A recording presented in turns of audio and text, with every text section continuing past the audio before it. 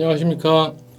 9월 21일 화요일 가정에서 드리는 새벽 예배에 오신 여러분들을 주님의 이름으로 환영하며 축복합니다. 오늘도 이 한 예배와 기도 시간을 통해서 주님과 함께 동행하시고 오늘 하루를 넉넉히 승리하시기를 주님의 이름으로 축원합니다.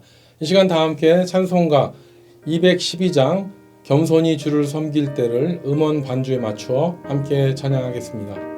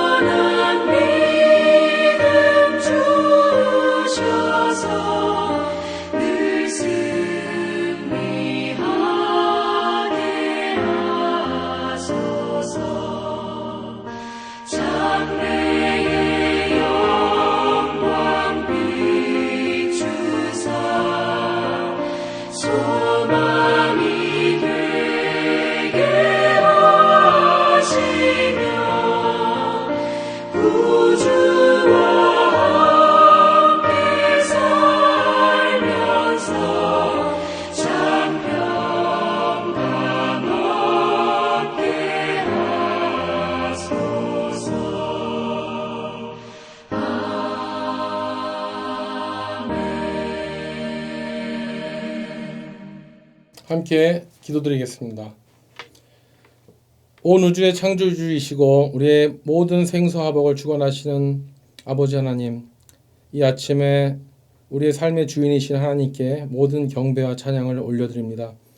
하나님, 우리는 본질상 죄인입니다. 정말 우리의 의식 속에서도 심지어는 무의식 속에서도 죄를 지을 수밖에 없는 본질상 진노의 자녀들임을 고백하면서 정말 이 아침에 드리는 예배 가운데 우리가 정말 우리의 부족함을 주님 앞에 내어놓고 하나님의 전능하심 앞에 무릎 꿇으며 주님의 도우심을 간절히 구합니다. 이렇게 어려운 가운데서도 우리가 함께 예배할 수 있는 믿음의 공동체를 허락해 주시는 하나님께 감사 찬양을 드립니다. 그리고 또 이 예배 시간을 주셔서 함께 예배드리게 하심을 인하여 감사드립니다. 우리가 죄인이지만 또한 오늘도 다시 한번 기회를 주셔서 새날을 허락해 주심을 인하여 감사드립니다. 하나님, 이 시간에 특별히 기도드리는 것은 우리의 가정과 자녀들을 위하여 기도합니다. 정말 우리 가정마다 예수님께서 주인이 되어 주셔서 가장들은 주님 앞에 정말 겸허하게 청지기의 마음으로 가족들을 잘 보살피고 돌보며 그들을 위해 기도하는 가장들이 되게 하시고 또 특별히 어머니들, 기도하는 어머니들이 되게 하셔서 이 험한 시대를 기도와 말씀으로 승리하는 가정이 될 수 있도록 하나님 인도하여 주시옵소서. 하나님, 이 시간에 참으로 경제적으로 또 관계적으로 참으로 어려움을 통과하는 많은 가정들이 있습니다. 또 깨어진 가정들이 있습니다. 주여 불쌍히 여겨주셔서 다시 모든 성도들 회복시켜 주셔서 아무리 어려움에 처했다 할지라도 주님을 바라보면서 다시 일어서게 하시고 승리할 수 있는 가정이 되도록 인도하여 주시옵소서. 하나님, 우리 자녀들이 또 여러 가지 어려움에 빠졌다 할지라도 하나님의 은혜로 그들을 긍휼히 여겨주셔서 그 모든 것으로부터 헤어나오게 하시고 미련한 것으로부터 벗어나게 하셔서 정말 하나님의 온전한 인격체로 또 건강한 신앙인으로 자라갈 수 있도록 주여 인도하여 주시고 학업과 또한 직장과 또한 배우자를 위해 기도하고 있사오니 또한 진로를 놓고 기도하고 있사오니 하나님 선하게 인도하셔서 가정마다 기도함으로써 하나님 바라봄으로써 온전히 승리하게 하여 주시옵소서. 그래서 하나님 주신 가정의 선한 목적을 이룰 뿐만 아니라 하나님 주신 그 비전을 이 땅에 이루어나갈 수 있는 복된 가정 되게 하여 주시옵소서. 이 시간에도 주님께서 말씀 가운데 함께 하시고 성령께서 우리에게 직접 말씀하여 주셔서 그 음성을 듣고 순종할 수 있는 우리 모두가 되게 하여 주시옵소서. 모든 걸 주님께 맡기었고 귀하신 예수님의 이름으로 기도드립니다. 아멘. 오늘 하나님의 말씀은 디모데전서 1장 1절에서 12절까지의 말씀입니다. 성경이나 자막을 참조하시고 제가 읽어드리도록 하겠습니다. 우리 구주 하나님과 우리의 소망이신 그리스도 예수의 명령을 따라 그리스도 예수의 사도된 바울은 믿음 안에서 참 아들 된 디모데에게 편지하노니 하나님 아버지와 그리스도 예수 우리 주께로부터 은혜와 긍휼과 평강이 내게 있을지어다. 내가 마게도냐로 갈 때 너를 권하여 에베소에 머물라 한 것은 어떤 사람들을 명하여 다른 교훈을 가르치지 말며 신화와 끝없는 족보에 몰두하지 말게 하려 함이라. 이런 것은 믿음 안에 있는 하나님의 경륜을 이룸보다 도리어 변론을 내는 것이라. 이 교훈의 목적은 청결한 마음과 선한 양심과 거짓이 없는 믿음에서 나오는 사랑이거늘 사람들이 이에서 벗어나 헛된 말에 빠져 율법 외에 선생이 되려 하나 자기가 말하는 것이나 자기가 확증하는 것도 깨닫지 못하는도다. 그러나 율법은 사람이 그것을 적법하게만 쓰면 선한 것임을 우리는 아노라. 알 것은 이것이니 율법은 옳은 사람을 위하여 세운 것이 아니요 오직 불법한 자와 복종하지 아니하는 자와 경건하지 아니한 자와 죄인과 거룩하지 아니한 자와 망령된 자와 아버지를 죽이는 자와 어머니를 죽이는 자와 살인하는 자며 음행하는 자와 남색하는 자와 인신매매를 하는 자와 거짓말하는 자와 거짓 맹세하는 자와 기타 바른 교훈을 거스르는 자를 위함이니 이 교훈은 내게 맡기신 바 복되신 하나님의 영광의 복음을 따름이니라. 아멘. 오늘부터 시작되는 디모데전서는 사도 바울이 디모데 한 사람에게만 보내는 편지가 아니라 이 시대의 잘못된 교훈과 왜곡된 복음에 빠져서 파멸의 길로 잘못된 길로 갈 수 있는 모든 교회와 성도를 향한 예수님의 절박한 마음을 바울이 대신 디모데에게 써서 보낸 것이라고 할 수가 있겠습니다. 오늘 본문에는 그 이유를 증명해주는 구절이 나오는데요. 1, 2절에 보면 제일 먼저 사도 바울이 이 편지를 쓰게 된 이유에 대해서 설명하고 있습니다. 거기 보면 구주 하나님과 소망이신 예수 그리스도의 명령을 받아서 쓰게 되었다고 분명히 밝혔기 때문입니다. 다시 읽어드리면 우리 구주 하나님과 우리의 소망이신 그리스도 예수의 명령을 따라 그리스도 예수의 사도된 바울은 믿음 안에서 참아들 된 디모데에게 편지하노니 하면서 디모데가 친아들은 아니지만 믿음 안에서 참 아들이 되었다는 표현을 썼습니다. 우리는 믿음 안에서 한 가족이 되었다는 표현을 자주 쓰는 편입니다. 저희 교회도 교회에 새로 오신 모든 분들을 새 가족이라고 일컫고요. 그리고 또 1년이 지나면 한 가족 모임을 갖습니다. 그런데 그 근거가 무엇입니까? 바로 바울이 디모데에게 썼던 믿음 안에서입니다. 그런데 더 중요한 것은 새 가족이 되는 것이 중요한 것이 아니라 이 새 가족이 참 가족이 되는 것입니다. 그러므로 새 가족이 참 가족이 되게 하는 것이 무엇입니까? 그것이 바로 믿음 안에서입니다. 교회 안에서 성도들의 관계는요, 하나님의 은혜로 예수 안에서 믿음 안에서 만나게 하신 관계입니다. 그런데 이 관계를 믿음 안에서 형성하려 하지 않고 세상 안에서 서로의 이해관계 안에서 인간적으로 관계를 만들어 나가는 모습이 가끔 보이는데요. 이것은 정말 위험천만한 일이 되는 것입니다. 특별히 이민교회를 보면 성도님들 가운데 신앙 공동체로 엮어지기보다는 이해 공동체, 취미 공동체 또는 동업을 위해서 이익 공동체 같은 형태로 형성되기가 너무나 쉬운데요. 그런 공동체는 사탄의 유혹과 공격이 빠져서 결국 신앙생활도 망가지고 인간관계도 성도관계도 나빠지는 모습을 너무나 많이 보았기 때문입니다. 그 중요한 일을 오늘 말씀 4절이 입증해 주는데요. 4절에 보면 이런 말씀이 나오죠. 신하와 끝없는 족보에 몰두하지 말게 하려 함이라. 이런 말씀이 나오는데요. 이런 것은 뭐라 했어요? 믿음 안에 있는 하나님의 경륜을 이루는 것보다 도리어 변론을 내는 것이라 라는 말씀이 나옵니다. 여기에서 신하와 끝없는 족보에 몰두하지 말라는 말이 나오는데요. 이게 뭡니까? 이거는 말 그대로요. 신앙이 아닌 허탄한 신하들에 몰두하게 하려는 그런 유혹과 경향이 우리 교회는 물론이고 뭐냐면 사방에 깔려 있다는 것입니다. 여기 신하가 뭡니까? 신하는 영어로 myth라는 말 쓰는데요. 이 myth가 뭡니까? 한마디로 얘기해서 만들어낸 이야기들입니다. 신하는 만들어낸 이야기들이죠. 그런데 정말 한심한 것은요. 인간들은요. 이 만들어낸 이야기를 오랫동안 나누게 되면은 진짜 그것을 사실로 믿어보려는 경향을 갖고 있는 것이 정말 인간의 바보 같은 모습입니다. 그리고 또 여기 나와 있는 족보가 뭡니까? 족보는 어떤 계보잖아요. 교회 안에 계보가 생기면 그 교회는 정말 끝난 교회입니다. 교회 안에서 사람들 앞에 줄 서기 시작하면 이미 그 교회는 생명이 다한 것임을 바울이 일찍이 경고하지 않았습니까? 그때도 나는 아볼로에게 속했고 나는 예수에게 속했고 나는 바울에게 속했고 하는 이런 한심한 모습들을 보면서 바울이 경계했습니다. 이런 것들이 뭡니까? 이런 것들은 신하와 이런 족보들은 하나님의 경륜을 이루기보다는 도리어 교회 안에 분쟁을 일으키고 변론을 만들어내는 것이기 때문에 경계하라고 한 것입니다. 여기에서 하나님의 경륜이란 말이 나오는데요. 이 말은 정말 그 뜻이 어마무시한 말입니다. 에베소서 1장 9절과 골로새서 1장 25절에서도 언급되는데요. 이 하나님의 경륜의 그 원어적 뜻이 무엇이냐면은 신학적으로 이렇게 해석합니다. 하나님께서 온 세상 만물과 우주의 운행의 질서의 그 시작과 끝을 주관하시는 것이고 또 인간의 구원의 계획과 그 실행을 주관하시는 하나님의 거룩한 역사와 섭리를 하나님의 경륜이라고 이야기하고 있습니다. 여러분 에코노미라는 말을 들어보셨죠? 경제란 말 떠오르는데요. 근데 그 에코노미 그 말에는요. 경륜이라는 의미가 들어있습니다. 그렇기 때문에 하나님이 통치하고 계시는 이 우주에 살고 있는 우리들은요. 벌써 하나님의 그 에코노미, 하나님의 경륜 안에 들어가 있는 것입니다.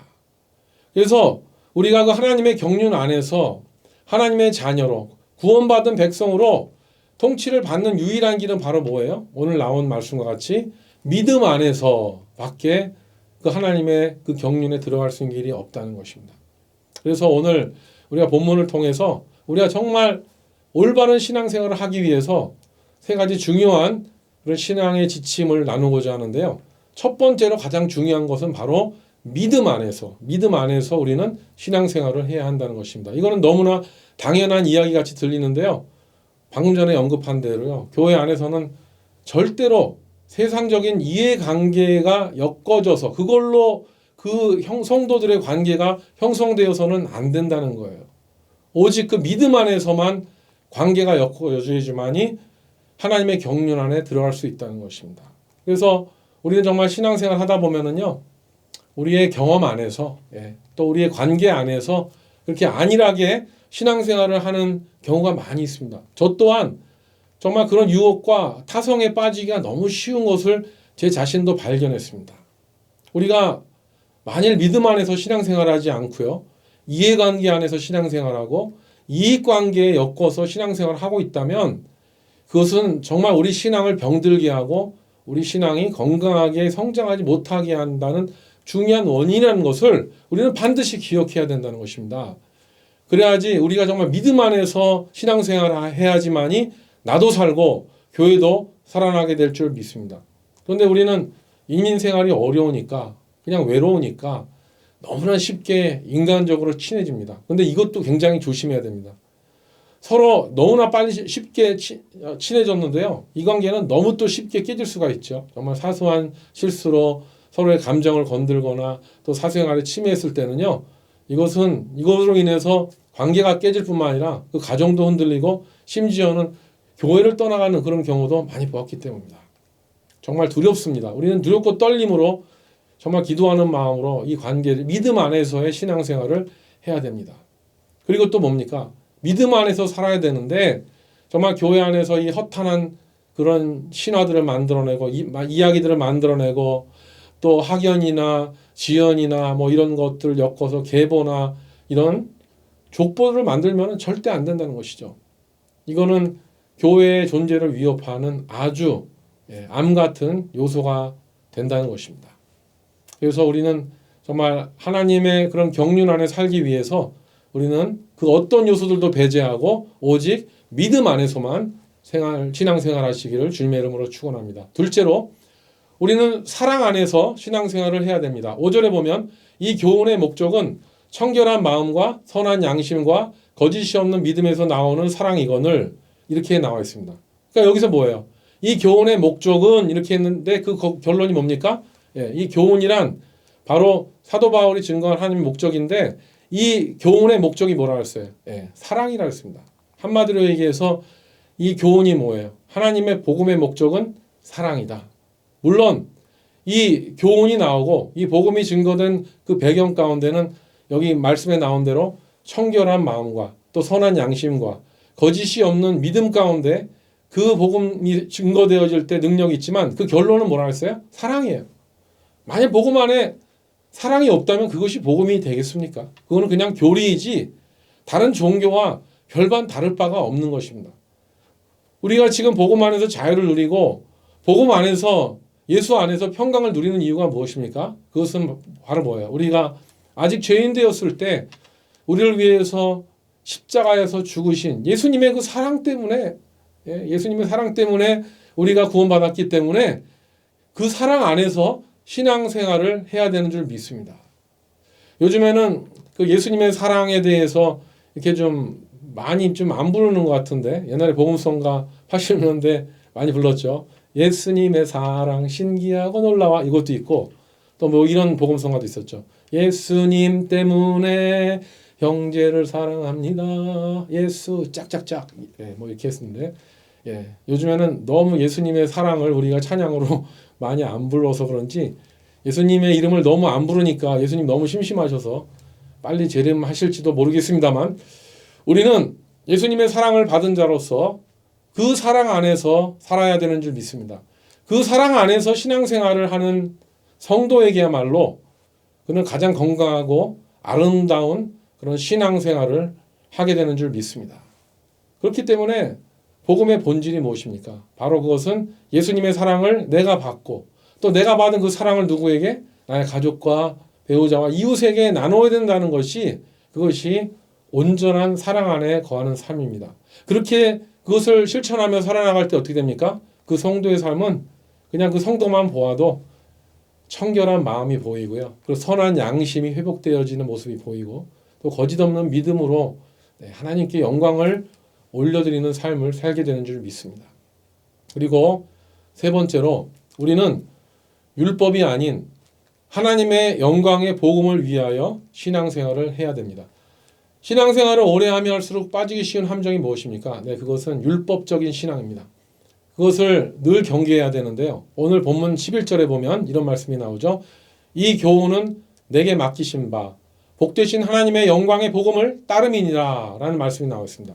이 말씀대로 하나님의 영광의 복음을 따르는 삶이 가장 복된 삶이 된다는 것입니다. 그리고 우리 모든 성도는요. 그 모양도 다르고 분량도 다르지만 확실한 건 뭐예요? 그 각자 그 성도 한 사람 한 사람들에게 하나님께서 주신 하나님의 은혜와 복음이 있는 줄 믿습니다.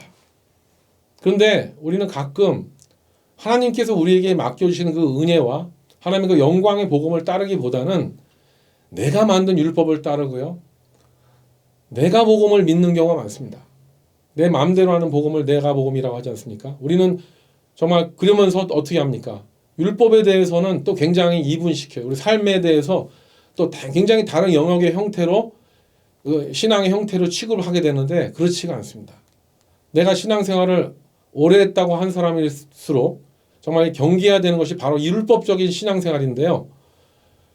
만일 요즘에 내가 내 신앙생활에서 내가 내 종교적인 의를 내세우기 시작했고 그리고 정말 내 그 신앙생활을 자랑하는 이런 투로 가고 있다면 이게 어떤 신앙이 된 거예요? 이미 그 사람은 율법적인 신앙에 빠진 것입니다. 내가 많이 교회 봉사하니까, 내가 많이 교회 헌금하니까, 내가 선교 열심히 하니까, 내가 뭐뭐 하니까 깎깎까 뭐 하면서 하나님께 거저 받은 그냥 받은 은혜는 다 까먹어버리고 그저 나의 의를 내세우고 내 주장을, 내 의를 성도들에게 자랑하고 강요하면서 살아간다면 이런 사람의 자세는요 벌써 이미 율법적인 신앙에 변질된 것입니다. 그런데 우리는 가끔요 이 율법과 복음을 혼동하게 되는데요. 오늘 그것을 정말 이렇게 경계해 주는 말씀이 8절에 나오는데 그 의미가 아주 정확하게 나옵니다. 8절을 보면은요. 율법은 사람이 그것을 적법하게만 쓰면 선한 것이다 라는 말이 나오죠. 바울이 디모데서를 썼었던 그 당시에 모세 율법을 이렇게 따랐었던 그 토라에 따라서 생활했었던 경건한 유대인들은 그들이 보는 그 이방인들의 모습은 어떤 모습입니까? 그 헬라인들과 로마인들 보면은요. 그냥 막 돼지고기를 먹고 우상숭배한 먹지 말라는 것들을 먹고 이방인들의 풍속을 다 따르고 정말 이 성적으로 타락하고 그렇게 살아가는 그리스인 로마인들을 볼 때 이들에게 복음을 전할 때 유대인들 크리스찬들은요 복음을 전하랴 또 모세의 율법을 설명하느냐 또 그 말씀대로 율법대로 지켜서 살라고 설명하랴 아마 정말 정신이 없었을 것입니다. 한 예를 들면은요 이 디모데서의 주인공인 디모데를 예를 들어보겠습니다. 사도행전 16장 1절에서 3절에 이 디모데가 언급되고 있는데요. 이 디모데라는 청년은 그 당시에서 아주 칭찬받고 신실한 제자였었던 것 같습니다. 그런데 이 청년 디모데는요. 엄마는 유대 여자고요. 아빠는 그리스인, 헬라인이라고 했습니다. 그래서 많은 사람들이 디모데가 헬라인으로 알았다고 했습니다. 그러니까 뭐 벌써 디모데가 입고 있는 복장이나 헤어스타일이 유대인과 완전히 달랐죠. 유대인들은 남자들이 수염을 이렇게 기르고 그리고 또 흰 옷을 즐겨 입는 그런 민족이었는데 헬라인들은 벌써 다르죠. 머리를 짧게 자르고 그리고 또 장신구도 걸기도 하고 또 무릎이 나오는 그런 채색 옷들 이런 거를 아주 팔도 나오고 아주 실용적인 옷을 입었기 때문에 유대인과 헬라인은 완전히 외모가 달랐습니다. 그런데 이렇게 많은 사람들이 헬라인으로 보고 있었던 이 디모데가 바울을 통해서 제자가 되고요. 그리고 이제 바울이 이 디모데를 데리고 정말 그 헬라 문화권에 복음을 증거하러 가려고 했을 때 무슨 일을 행했습니까? 거기 사도행전 16장에 보면은요.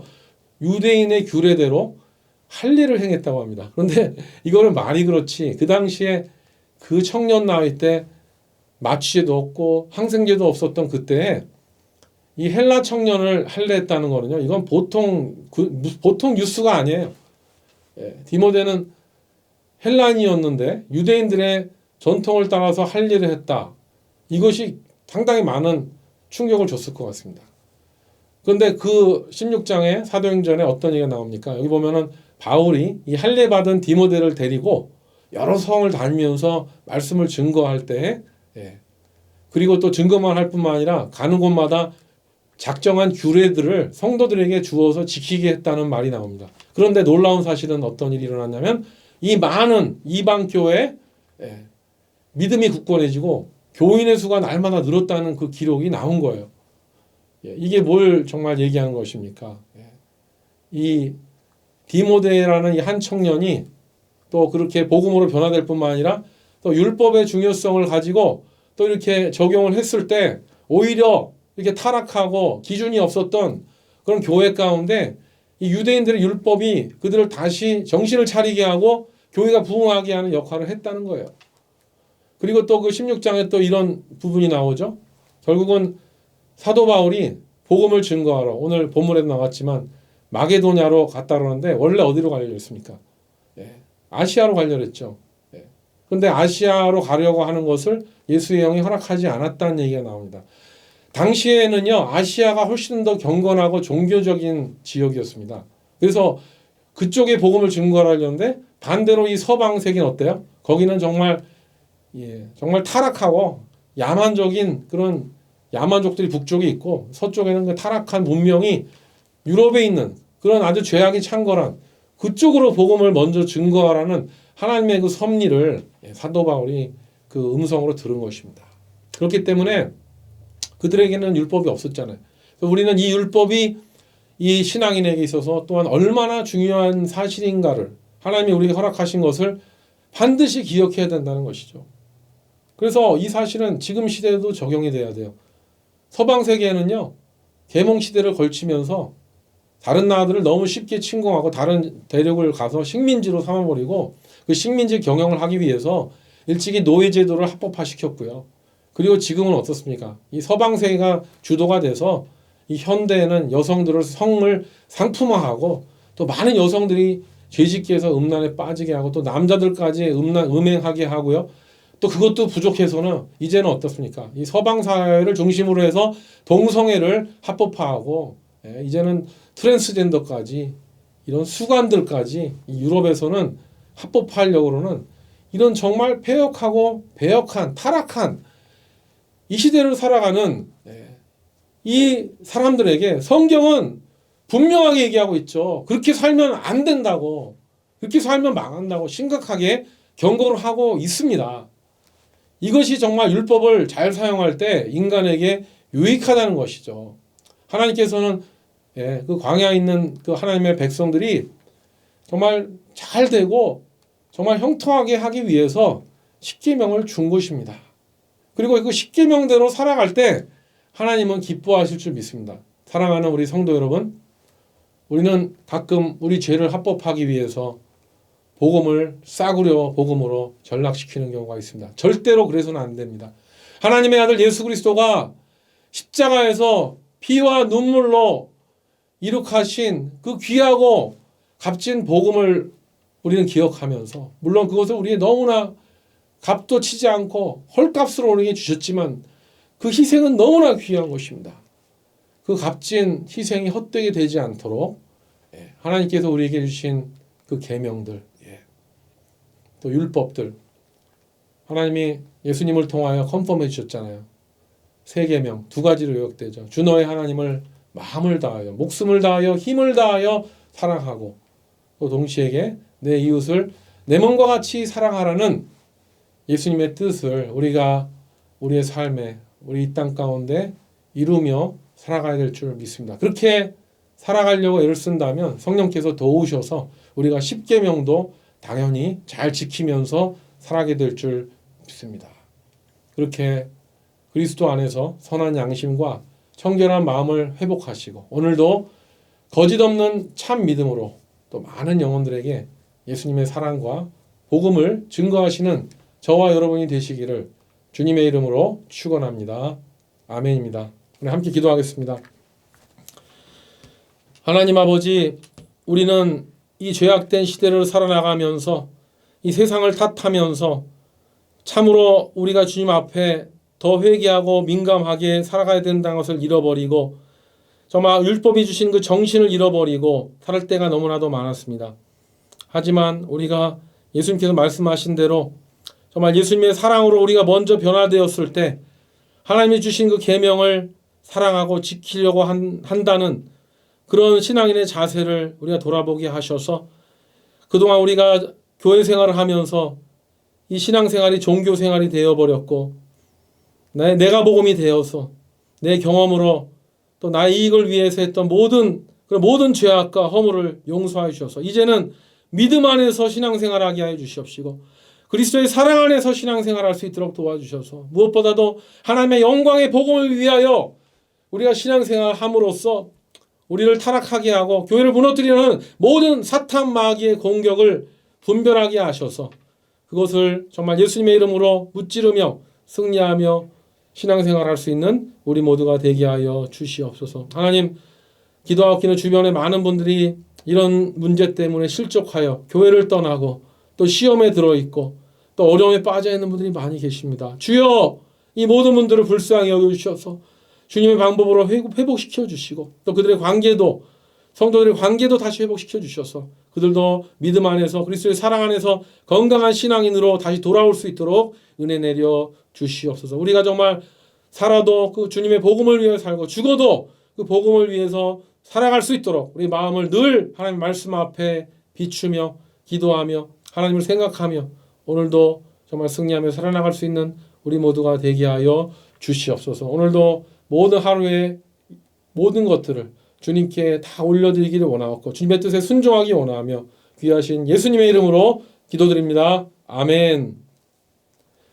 네, 이제 각자 기도하는 시간입니다. 오늘도 기도와 말씀으로 승리하시길 바랍니다. 화이팅입니다.